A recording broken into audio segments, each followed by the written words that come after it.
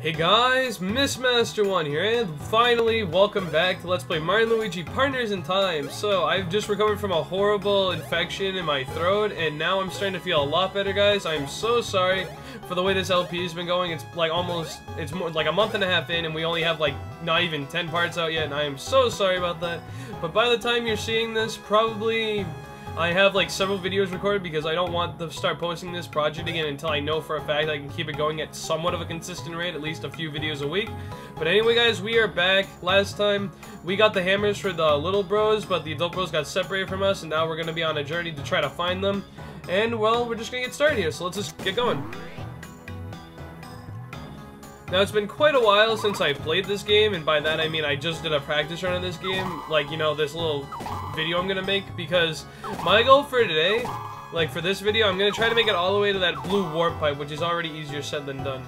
Also, a neat little thing I want to point out right here is that, well, actually, let's not access that yet, but you see like these little indentations in the ground now. Like they told us last time, the Koopa Bros, they said if you find like these little markings in the ground, you do this, and you dig up from it. It's like a bean. It's just like Mario & Luigi Superstar Saga, where you actually dug up the beans, and they have a purpose in this game that we'll get into later. For the time being, they really can't do anything, but they'll prove their use in the future. So let's just move on from that, and we basically have pretty much the first real puzzle area of the game. I mean, Baby Bowser's Castle is kind of the warm-up, but you should catch on by now that every time we have an area, it's kind of like a little puzzle area. And what we have to do is just basically go around the room and, like, using the game mechanics, make our way in solving puzzles to progress through the area. Like, let's go over to this sign right here. Wall switch whack joy, which should give you the indication right here. We have a big red button. If you just press it, whack with your hammer rather, it, you know, does something, and it put a block out of the wall. And we can see there's a blue indentation there as well. Get some green shells there, that's pretty nice. So what we have to do is actually make a jump over here, fall down, and hit this switch. And by doing that, it pulls out that indentation in the wall as well, so that actually creates a staircase in order to get up that side of the wall there.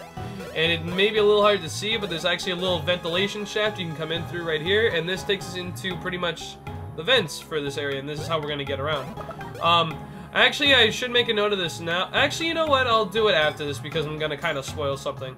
We're just like, you know, going along, but the only problem is now we have new enemies to fight. Since we have a new weapon, we're actually going to be utilizing it right here.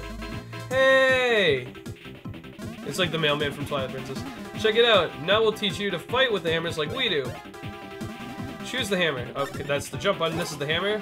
So the way we fight with the hammer is you wait, just like in normal Mario & Luigi games, you just hold back until you charged it. Don't wait too long, but press X, like right when the hammer's shaking, and you can do some decent damage to it. And this is the substitute when you can't jump on enemies, because there's some enemies, like the spiny Shroopa we have here, that have spikes on them, and if you try to jump on them, you'll actually get damaged yourself, so the hammer is the way to go. And I thought it was actually going to do a little another tutorial there where pause, so I wasn't expecting that. A little bit stupid. Now it's going to teach us how to defend. You just hold it out, and right before the enemy hits you, you pretty much let go and you stop them in their tracks. But you have to worry, like one little thing to note of when you're fighting the spiny Shroopas is that on occasion they'll actually try to hit you again, so don't think if you just deflect them once they'll actually stay back, because they can do another hit right after, and it can be a little annoying. But honestly, using the hammer is not that hard, especially once we get, like, you know, once we find those bros, we'll actually be able to do something. Once we find the adult bros, we'll be actually able to use the hammers for an even better use, but more on that later.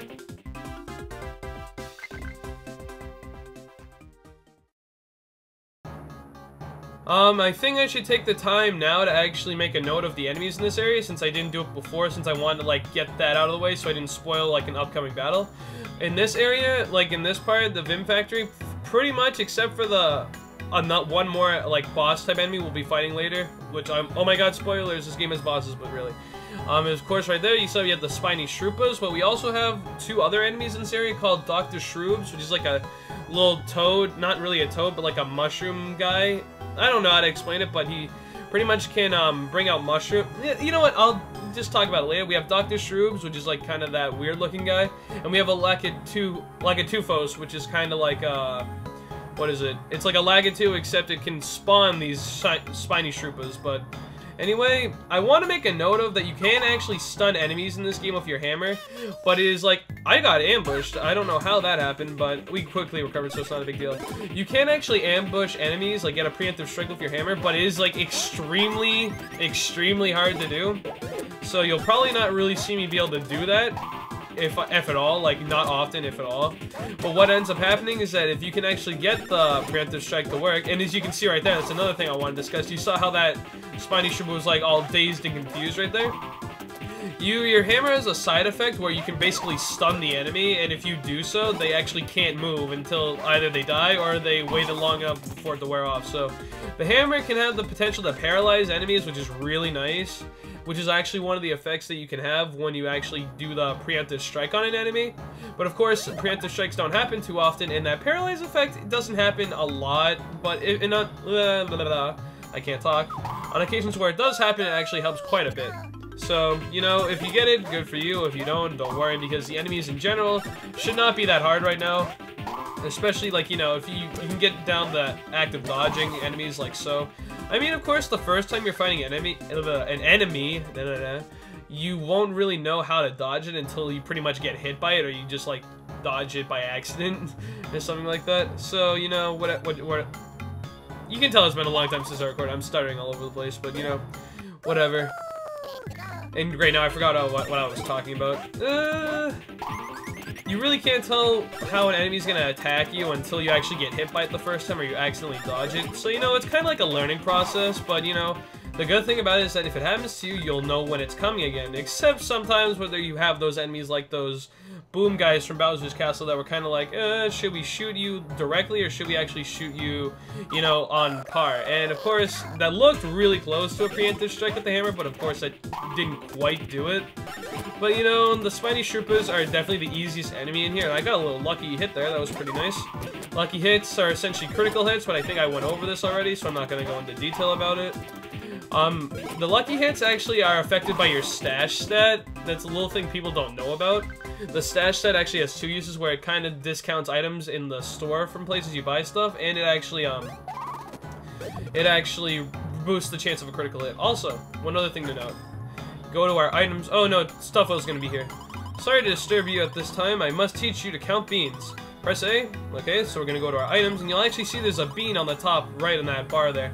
Press R. Where's the button? There it is. And you can actually see how many beans you have, and we have 2 at the moment. We're gonna want to try to get as many beans as possible, and by that we're gonna... You remember how there was like indentations in the ground, like in Baby Bowser's Castle? By the way, unarmed genes there for Luigi or Baby Mario, whatever you want, and that actually... It boosts your attack a lot, but you have like no defense, so you better not get hit. But those indentations in Baby Bowser's Castle, we'll be going back for those eventually, but I do not know when because they'll always be there, so just remember that. Ooh, what do we have here? We have a green and red booger. That's a coincidence. Well, what we have to do here is destroy the 4 orbs, and by destroying said orbs, you can actually get rid of the power to this tree through the roots, and look at this. Achoo! And he sneezes, the big grows out, and we see them again. Oh, they collided. Peekaboo. And Luigi's crying because he's found his old self. What? That's another nose. You know, that's funny because it actually blended in perfectly with the tree behind it. But anyway, now we have a tutorial battle with the adult bros with the hammer. Nice, you found your buds. Yeah, buds helping buds makes the world go round. I didn't actually read their text boxes last time. That makes me feel a little bad. Whatever. We're gonna teach you how to use the hammer with piggyback, okay? So you choose the hammer, and this is really simple, but you press X. Right when the hammer shakes, you press A. This will allow the adult bro to raise the baby, and if you press X, it does a little more damage than the baby would normally, so it does like 3 or 4 extra hit points.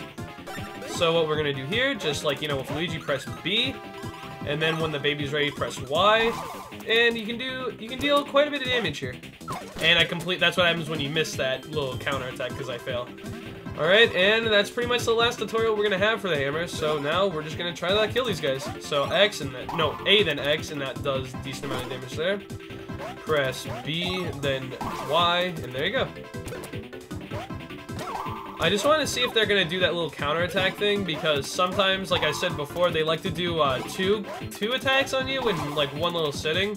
It didn't happen that time, but we might actually see it before the end of this episode, just because I want to make a note of it. But anyway, now that we have the bros back together again, how are we gonna get back without going all the way around? You just throw the little bros up here, hit the switch. Door opens there, and that pretty much leads all the way back around to this left room that I was talking about earlier. You see, this is where the little bros went in, but now that we have all the adult bros back, we have technically all 4 of the brothers back together. The 2 sets of brothers back together, rather, we can actually go through here. And this is a room I really wanted to make a note of, because here we have the Dr. Shroob's enemy, and it's like, you can make a Doctor Who joke if you want, but I don't think that's what maybe it was what they were implying, I don't know. But anyway, here's the thing you have to make a note of the Dr. Shroob. Well, I mean, Dr. Shroob's is technically correct, because there's 2, but the way this works is that, they'll pull out a mushroom every time they attack. The red mushroom means they're gonna eat it next turn if you let them, like, you know, not take damage. And if they have a red mushroom, they'll turn giant and it'll do a decent amount of damage to you if they hit you. So you better make sure to block that. And if they have a gray mushroom, this is actually a really good example because they pulled out the 2 alternatives. They'll actually eat it and they'll turn small and they won't really hurt you that much, but they'll be a little tricky to hit. I suppose it could be tricky to hit anything in this game if you're not experienced, but just think of it this way, the gray mushroom makes them small, the red mushroom makes them big, and the big, if they turn big, they do a lot more damage, so I think I'm going to avoid that. I mean, if it's possible, I want to show off what happens with both the gray and red mushrooms, so we'll see what happens. Because I know that one's about to eat that mushroom, like, watch. Oh, he ate a gray mushroom too, so we'll see about that. See, now that one goes like, oh, small, and he's not really that hard to hit, just do that. And then they just return back to normal size. Maybe that other one will actually, what is it? Maybe that other one will pull out a red mushroom in a little bit, but we'll see what happens. So just kill off that one. They have a decent amount of HP, but it's not too bad. I think it's like 40 or 50 or so. Okay, now I'm not sure what to do here because now I pretty much have the alternative to, let's see, do they drop their mushroom if I just do that? Yeah, they do. That kind of sucks because that means I won't really be able to show that off. But if when I'm fighting the rest of these fights off screen, I'm pretty much going to show that if it actually comes up. So yeah, but just take my word for it. If it's a red mushroom, they turn like really huge and their damage, I believe, gets increased. So just watch out for that. And I think this should kill it. There we go. And that's the Dr. Shroob enemies. Not that hard. Again, if you're good at dodging and you know your action commands, nothing in this game is hard. But it's just like consistency with hitting them is hard. Now I want to see, there's one other enemy here. Yeah, the Lakatufos. Let's see if I can just get in a fight with those 2. I think I did, right? Yeah, here we go. Oh, there's 3 spiny Shroopas. This is bad. Oh, fuck. Anyway, with the Lakatufo, what we have here is a Lakitu that's on a UFO. That's pretty much what they got from that. But the thing with this is that Lakatufos, they have quite a bit of HP, and I recommend that you actually take them out in a situation where you have like this, like you have the spiny Shroopas and you have like all of these guys here. Maybe they're gonna do the 2 attacks just to show this off. No, not quite. Will this one do it? Let's see. And no. Trust me, they can't do second attacks like on top of that, so you gotta be careful about that. But the Lakatufo, as you saw right there, like its first attack, it pretty much sent out like a, what is it? It sent out like a purple shell, spike shell, and that's actually a spiny Shroopa shell. And if there aren't max of them on the field already, like 3 of them is pretty much the limit you can have for them. Well, if the Lakatufos here, that is. If you actually get hit by the spiked shell, it's hard to talk because it's hard to explain a little bit. If you actually get hit by the spiked shell and there's not a maximum amount of spiny Shroopas on the field, what will end up happening is that it'll actually spawn another one. So essentially, oh, I didn't mean to do that, but that actually, never mind. Actually, I was doing it right. I thought I pressed the wrong button, but it just had no health left.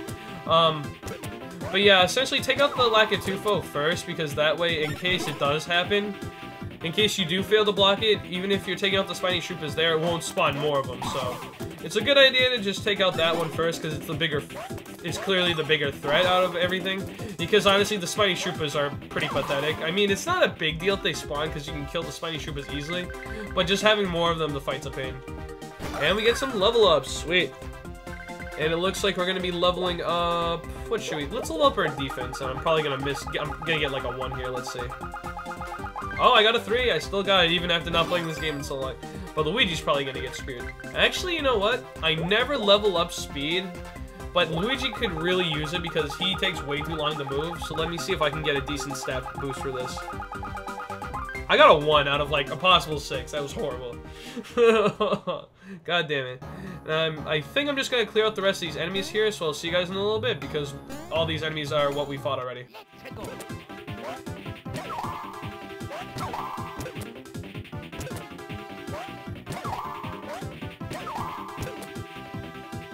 Alright guys, and we've cleared up this room, so we're pretty much done with this episode. There's just a few more things to do. Right here we have another indentation, like the X in the floor. I'm gonna call those X in the floors now. Whenever you see an X in the floor, just dig under it and you'll find the bean. There's also one more right here. Be careful, because if you move too fast, you might miss some of these, and you really don't want to miss them because of the opportunity you'll have with beans later. But anyway, we've made it to this blue pipe here, and this pretty much leads to this is the last little section of the Vim factory here. So what I'm going to do is I'm going to end the episode off here. Actually, before I do, let's grab this bean here too. Alright, and I believe we should have 5 of those now, just to double check. Yes, we have 5 of those. Very nice. And guys, I have been Mr. Master1. Thank you for watching. This has been episode 9, I believe, of Let's Play Mario & Luigi Partners in Time. Give it a like if you enjoyed, and also don't forget to subscribe for more content coming soon. And I will see you guys in episode 10 for where we finish out the Vim Factory. And we fight our first real boss fight of the game, and you'll see what I mean later. And by later, I mean the next episode. So guys, I've been Mr. Master1. Thank you for watching, and I'll see you guys then. Bye guys!